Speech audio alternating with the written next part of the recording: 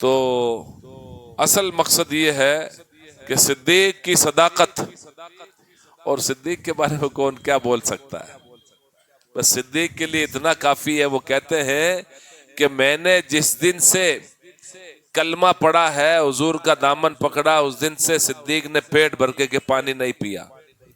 یہ بہت بڑی بات ہے، یہ چھوٹی بات مت سمجھنا، ہلکے میں مت لینا.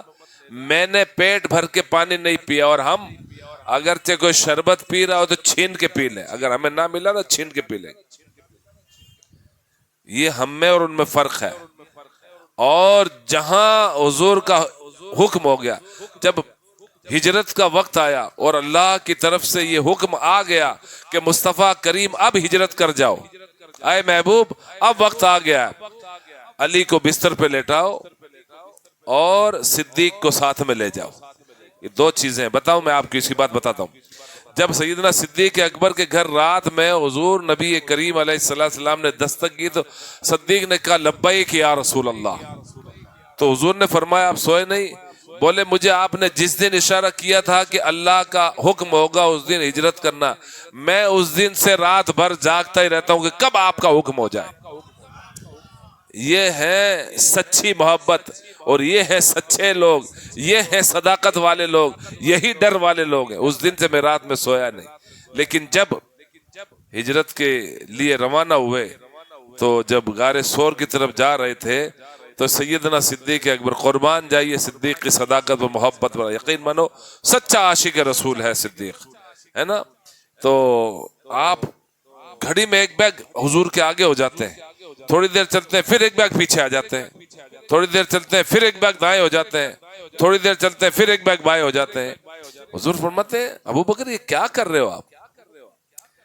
تو عرض کرتے ہیں یا رسول اللہ علیہ السلام، حضور میرے ماں باپ آپ پر قربان ہو، میرے دماغ میں یہ خیال پیدا ہوتا کہ دشمن سامنے سے آ رہا ہے، تو میں میرے خیال کے حساب سے آپ کے آگے ہو جاؤں کہ کوئی اگر دشمن کوئی پتھر مارے یا کچھ شرارت کرے تو پہلے مجھ پر آئے، آپ محفوظ رہ جائے.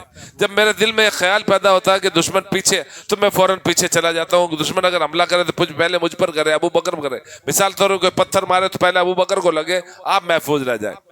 جب میرے خیال میں یہ بات پیدا ہوتی کہ نہیں دشمن دائیں طرف سے آنے والا، تو میں فوراً دائیں طرف ہو جاتا ہوں. جب میرے دل میں خیال پیدا ہوتا ہے کہ نہیں دشمن بائیں طرف، تو میں بائیں طرف ہو جاتا ہوں. یہ میرے دل میں جیسے خیال جیسے میں اسی حساب سے.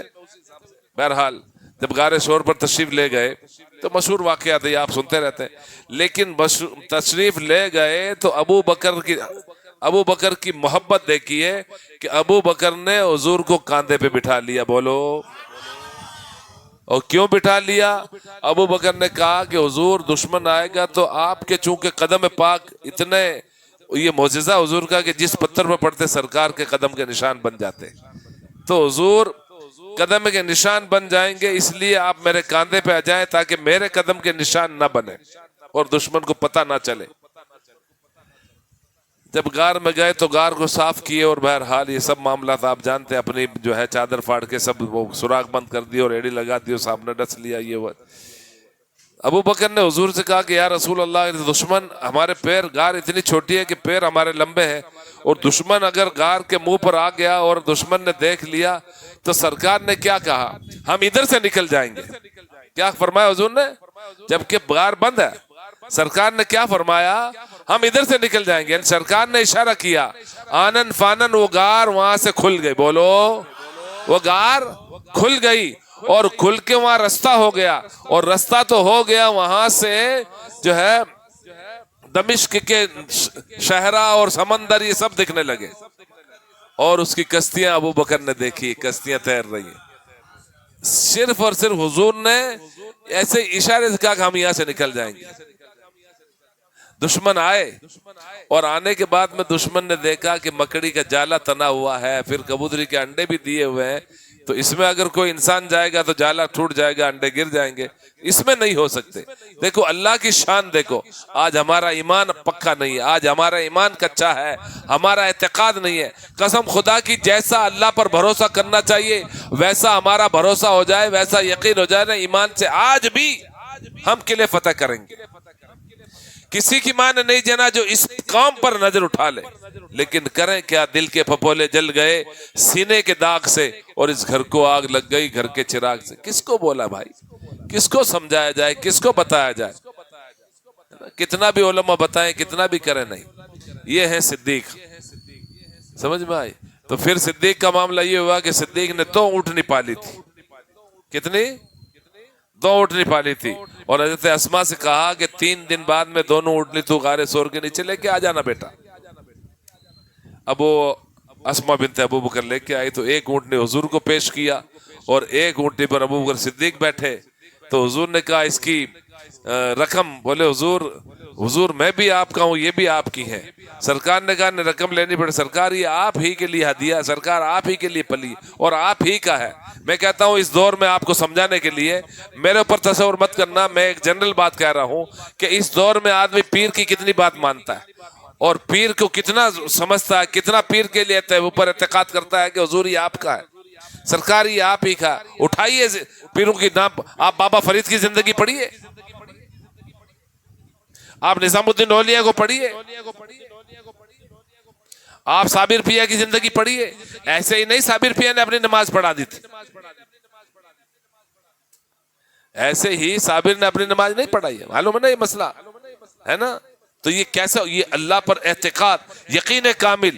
آپ کے مرید نے صرف سوال کر لیا کہ فنا کیا اور بقا کیا ہے، حالانکہ میرا موضوع نہیں ہے، آپ کو سمجھانے کے لیے کہہ رہا ہوں۔ تو کہا وقت آئے گا بتا دیا جائے گا، اور جب وصیت کی کہ بھائی میں انتقال کے وقت میرا انتقال ہو جائے تو مجھے غسل دینا، کفن پہنانا اور نماز جنازہ کے لیے صفے پڑھانا مت، صفے لگا کے باڈی کو رکھ کے تیار ہو جانا۔ ایک گھڑ سوار آ کے نماز پڑھائے گا، ایک نقاب پوش آئے گا، ایک گھڑ سوار نقاب پوش آیا، مسلم نماز پڑھا کے جانے لگا۔ تو آپ کے جو مرید خاص تھے شمس الدین ترک پانی پتی، آپ نے پکڑ لی گھوڑے کی ٹانگیں، لپٹ گئے، کہا حضور آپ اپنا نام تو بتائیے، میرے پیر کی میں زندگی لکھوں گا تو لکھوں گا کہ میرے مرشد کی نماز جنازہ پڑھائی کس نے؟ نقاب اٹھا دیا۔ اب شمس الدین دیکھتے رہ گئے، حضور آپ، سرکار آپ، پھر وہ کیا؟ تو کہا تیرا سوال تھا نا، تیرا ہی سوال تھا نا کہ فنا کیا بقا، وہ بقا، یہ بقا ہے اور وہ فنا ہے۔ جو لیٹا ہے نا جس کی نماز پڑھائی گئی وہ فنا ہے اور یہ بقا ہے۔ یہ تو صدیق کے کئی 100 کروڑ کے بعد میں۔ میرے بھائیوں یہ کب ہوگا؟ جب یہ کلین ہوگا۔ سنیے ایک بات بتا دیتا ہوں آپ سب کے لیے، جو جہاں سے بھی مرید ہو، کہیں سے بھی ہو، کبھی کبھی پیر صاحب آزمائش بھی کرتے ہیں مرید کی، اس میں آدمی بیٹھ جاتا ہے۔ کئی آزمائشیں ہوتی ہیں، ہماری بھی آزمائشیں ہوئی ہیں، کئی آزمائشیں ہونے کے بعد میں جا کر کے تب پیر صاحب نے دیکھا کہ اب یہ پکا ہے، تب جا کر کے وہ خلافت کا تاج دیا جاتا ہے۔ جیسے للو کو تھوڑی دیا جاتا، اب کلو بھائی، للو بھائی، جلو بھائی آ جاوے کہ مجھے خلافت دے دو، تو ایسے انہیں خلافت لے کر کے بھی تو نقصان کیا ہے نا یار۔